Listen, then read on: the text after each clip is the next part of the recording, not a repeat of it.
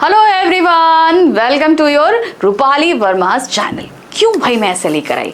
क्योंकि अभी तक हमारे क्लास 9th वाले स्टूडेंट थोड़ा खफा थे कि मैम आप खाली 10th और 12th को ही पढ़ा रहे हैं, 9th को नहीं पढ़ा रहे। तो लास्ट ईयर यानी कि मैंने मार्च तक 9th के वीडियोस जो हैं वो आप सभी को दिए थे। उसके बाद मैंने स्टॉप लगा दिया क्योंकि उसके बाद आप सभी के एग्जाम्स हो गए, सेशन चेंज हो गया, तो आप लोगों ने पढ़ना एक तरीके से बंद कर दिया और न्यू सेशन वाले इतने बच्चे अच्छे से पढ़ते नहीं हैं। तो जो मैंने लास्ट वीडियो आपके लिए लेकर आए थे वो था ग्राम श्री का मोस्ट इंपॉर्टेंट क्वेश्चन। बस उसी के आगे से मैं आगे लेकर चल रही हूँ। तो ग्राम श्री चैप्टर कहाँ था? वो था हमारा क्लास 9th हिंदी कोर्स ए का, जो क्षितिज हमारी बुक है उसके काव्य खंड का चैप्टर है, सेकेंड लास्ट चैप्टर है वहां पर। तो मेघ आए, यहाँ पर से हम आपका मोस्ट इंपॉर्टेंट क्वेश्चन शुरू कर रहे हैं। तो जो 9th वाले बच्चे मुझसे कनेक्ट हैं, मुझसे जुड़े हुए हैं, तो वो ध्यान से सुने कि क्लास 9th कोर्स ए और कोर्स बी का सिलेबस मैं पूरा कंप्लीट ऑलरेडी करा चुकी हूँ। ठीक है, इनके डिटेल एक्सप्लेनेशन एमसीक्यूज ऑलरेडी आपके कंप्लीटेड हैं।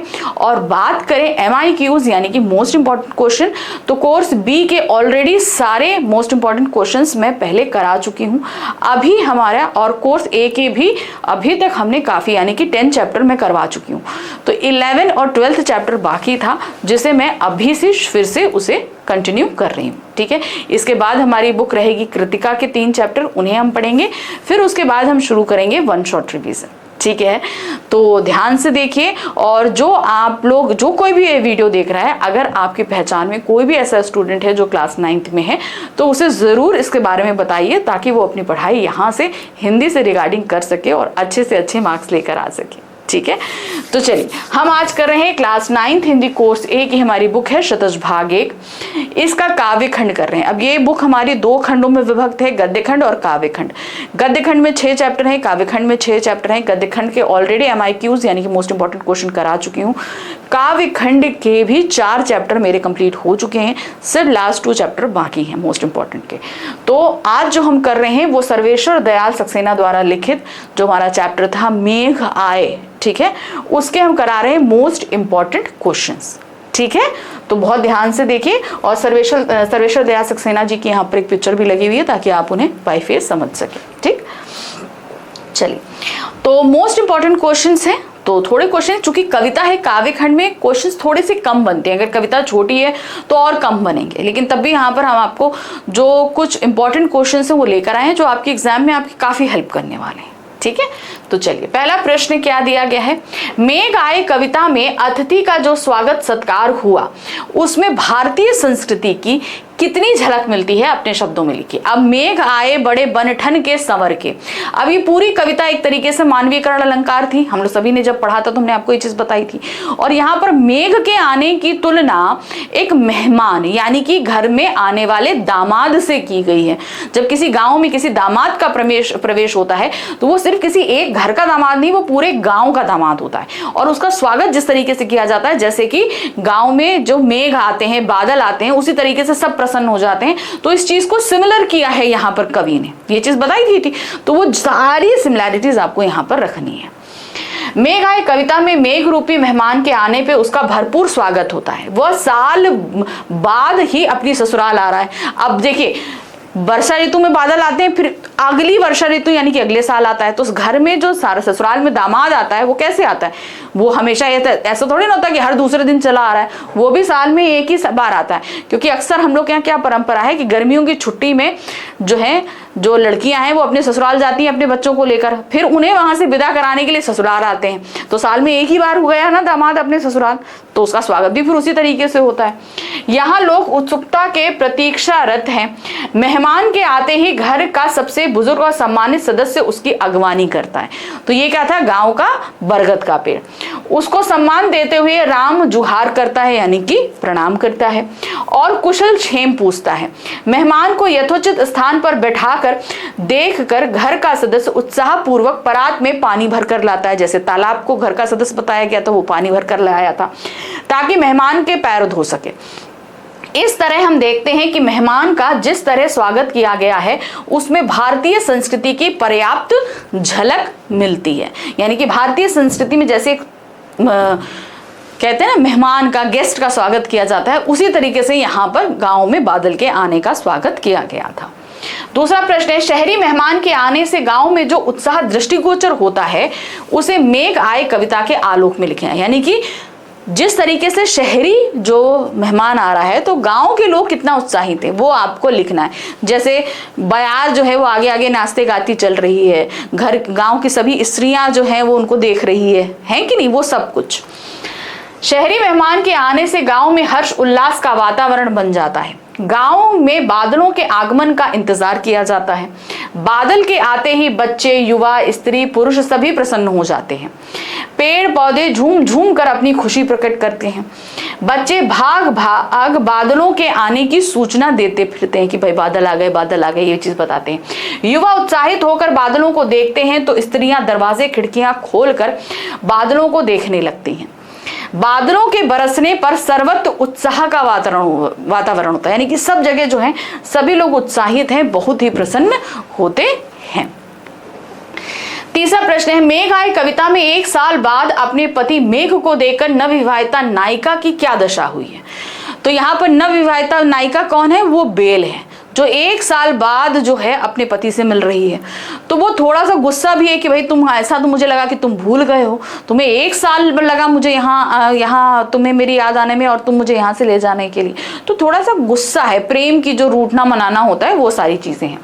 मेघ आए कविता में 1 साल बाद अपने पति मेघ को देखकर नवविवाहिता नायिका का मन जाग उठा है, मान जाग उठा है, यानी कि उसको अब वो लोग रहे, अरे मेरे को इतना निग्लेक्ट किया, इस तरीके से उसने 1 साल बाद सुधि लेने के लिए मेघ से शिकायत की। पर मेघ के आने से उसके मन का भ्रम छूट गया और उसकी आंखों के आंसू बहने लगे। उसे लगा कि मुझे भ्रम था कि तुम मुझे भूल गए हो, लेकिन अब तुम आए तो क्या हुआ, मुझे मेरा ये भ्रम टूट गया कि तुम मुझे भूले नहीं थे। नेक्स्ट क्वेश्चन है, ताल किसका प्रतीक है, वह परात में पानी भरकर लाते हुए किस भारतीय परंपरा का निर्वाह कर रहा है। तो ताल घर का एक सदस्य का प्रतीक है जो मेहमानों के आने पर परात में पानी भरकर लेकर आता है, जो भारतीय संस्कृति को दर्शाता है, जो मेहमान के आने पर पैर धोए जाते थे परात में, उस संस्कृति को। ताल घर के किसी उत्साहित नवयुवक का प्रतीक है। मेघ रूपी मेहमान के आने पर वह परात में पानी भर लाता है। ऐसा करके वह घर आए मेहमान के पांव धोने की भारतीय संस्कृति की परंपरा का निर्वाह कर रहा है। नेक्स्ट क्वेश्चन है, मेघ आए कविता में नदी किसका प्रतीक है, वह घूंघट सरका कर किसे देख रही है। तो वो क्या है, गांव की विवाहित स्त्रियों का है, क्योंकि जो गांव की विवाहित स्त्री होती है वो लंबा लंबा घूंघट रखती हैं। तो अब घर में कोई आता है तो क्या होता है, हल्का सा घूंघट उठा के तब उसको देखती हैं। तो नदी जो है, नदी का सरकना, वो घूंघट हटाती हुई विवाहित स्त्रियों का प्रतीक है। मेघ आए कविता में नदी गांव की उस विवाहित स्त्री का प्रतीक है जो अभी भी पर्दा करती है। वह किसी अजनबी रिश्तेदार के सामने घूंघट करती है। वह गांव आ रहे बादल रूपी मेहमान को घूंघट सरकाकर देख रही है। नेक्स्ट क्वेश्चन है, कविता में मेघ रूपी मेहमान के आने पर कौन क्या कर रहा है। अब क्या है, बूढ़ा पीपल जुगाड़ लगा रहा है, गांव के बच्चे जो हैं वो आगे घूम रहे हैं, स्त्रियां घाघरा उठाकर दौड़ रही हैं, सब चीजें, लड़कियां जो हैं वो घाघरा उठाकर दौड़ रही हैं, विवाहिता घूंघट हटाकर उन्हें देख रही है। मेघ आए कविता में हवा मेघ के आने की सूचना देने का काम कर रही है। पेड़ों द्वारा मेघ को देखने का कार्य हो रहा है। बूढ़ा पीपल मेघ का स्वागत एवं अभिनंदन कर रहा है। ताल द्वारा परात में पानी भरकर लाने का काम हो रहा है। लता द्वारा उल्हाना देने एवं उससे मिलने का काम किया जा रहा है। तो जो काम कर रहा था, जो भी पूरी कविता में आपको जो भी याद पड़ता है तो वो आप वर्ड लिमिट के अंदर उतना लिख देंगे। नेक्स्ट क्वेश्चन है, मेघ आए कविता में किस संस्कृति का वर्णन किया गया है, सोदाहरण लिखिए। तो यहाँ पर गांव का एक वर्णन किया गया है। तो एक तरीके से ग्रामीण संस्कृति में, ग्रामीण संस्कृति का वर्णन किया गया कि वहां के लोग किस तरीके की परंपराओं का पालन करते हैं, ये चीज बताई गई है। मेघ आए कविता में ग्रामीण संस्कृति का वर्णन है। बादलों के आगमन पर उल्लास का वातावरण बनना, हवा चलना, पेड़ पौधों का झूमना, आंधी चलना, धूल उड़ना, लता तरह का पेड़ की ओट में छिपना, बादलों का गहराना, बिजली का चमकना, बरसात होना आदि सभी ग्रामीण संस्कृति से संबंधित है। कि एक ग्रामीण जीवन कैसा होता है, गांव का जीवन शैली कैसी होती है, क्या होता है, ये सारी चीजें यहाँ पर बताई और दर्शाई गई हैं। नेक्स्ट क्वेश्चन है, प्राकृतिक रूप से किस भ्रम की गांठ खुलने की बात की गई है, मेघ आए कविता के आधार पर बताइए। तो यहाँ पर जो है ना, कौन सी गांठ खुली, भ्रम की गांठ क्या थी?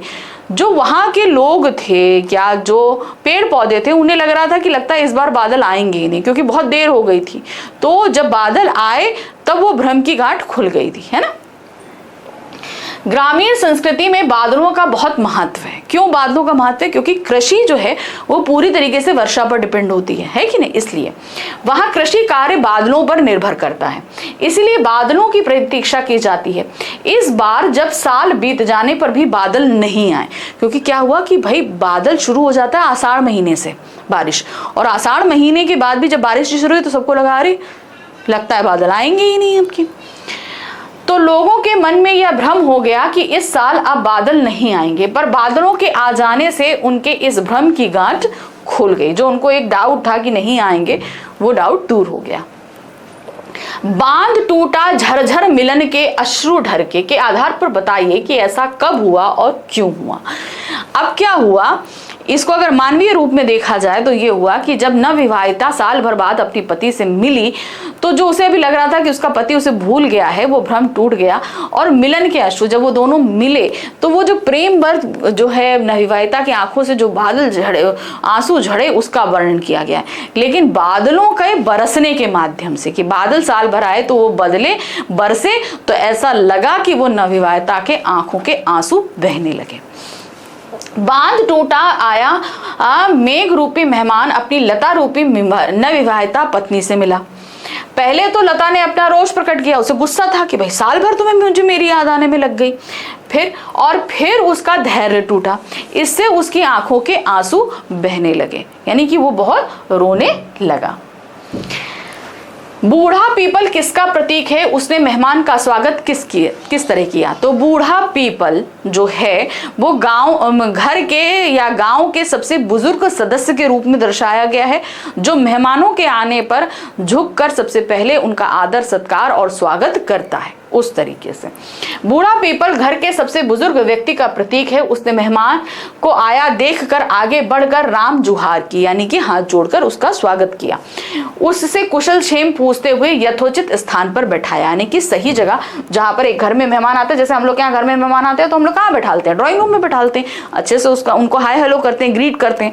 फिर तो ये काम किसने किया, पीपल ने किया, क्योंकि पीपल घर का सबसे बुजुर्ग सदस्य था। सॉरी। लता रूपी नायिका ने मेहमान से अपना रोष किस प्रकार प्रकट किया। क्यों? क्योंकि भाई पति का इंतजार वो कर रही थी, साल भर तक पति नहीं आया तो गुस्सा तो होगी। तो उस तरीके से वो जो है वहां पर मनुहार कर रही थी, उनको शिकायत कर रही थी, उस तरीके से। नवविवाहिता लता रूपी नायिका अपने पति का इंतजार कर रही थी, पर उसका पति 1 साल बाद लौटा तो लता ने उससे रोष प्रकट करते हुए कहा, तुमने तो पूरे साल भर बाद सुधि ली है, यानी कि तुम्हें साल भर बाद मेरी याद आई है, अर्थात वह पहले क्यों नहीं आया।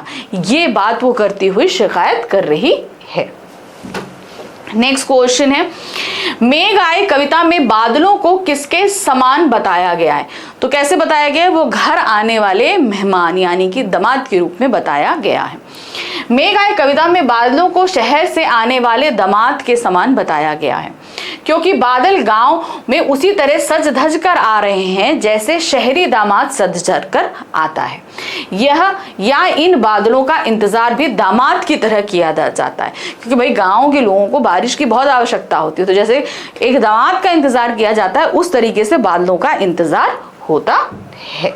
ठीक है, तो ये था हमारी कविता मेघ आए। ठीक है, अब मैं आपके लिए कंटिन्यूअस जो है वो वीडियोस लेकर आऊंगी, ताकि आपको अपने जितने भी वीडियोस अभी पेंडिंग रह गए हैं मैं उनको लेकर आऊं और अपना सिलेबस मैं पूरा करूं और आपके भी जो है एग्जाम्स की प्रिपरेशन अच्छी हो सके। ठीक है, तो अभी तक जितने भी वीडियोस मैंने आप लोग के लिए बनाए हैं उन सभी की प्लेलिस्ट ऑलरेडी अवेलेबल है चैनल पर, उन्हें जाकर आप देख सकते हो और अच्छे से पढ़ सकते हो। और रही बात बचे हुए जो चैप्टर्स हैं उनके मोस्ट इंपॉर्टेंट क्वेश्चन, वो मैं आपके लिए लेकर आ रही हूँ। ठीक है, वीडियो कैसा लगा इसे कमेंट बॉक्स में ज़रूर लिखिए, चैनल को लाइक करिए, सब्सक्राइब कीजिए, शेयर कीजिए। साथ ही साथ चैनल का जो आपका चैनल का टेलीग्राम है उसका लिंक भी नीचे दिया गया है, उसे आप ज्वाइन कर सकते हैं, जहाँ पर अपकमिंग वीडियोज़ और जो पोस्ट हो चुके हैं उन सभी के लिंक आपको मिल जाएंगे वहाँ पर। और अगर आपको नोट्स चाहिए तो उसके लिए भी लिंक डिस्क्रिप्शन में दिया गया है, तो नोट्स के लिए भी आप उस लिंक के थ्रू मुझसे कनेक्ट हो सकते हैं। Thank you for watching. फिर से मिलेंगे अपने नेक्स्ट चैप्टर, जो कि हमारे काव्य खंड का अंतिम चैप्टर है, बच्चे काम पर जा रहे हैं। राजेश जोशी द्वारा लिखित कविता है, उसके क्वेश्चंस करेंगे। ठीक है, thank you for watching, bye bye.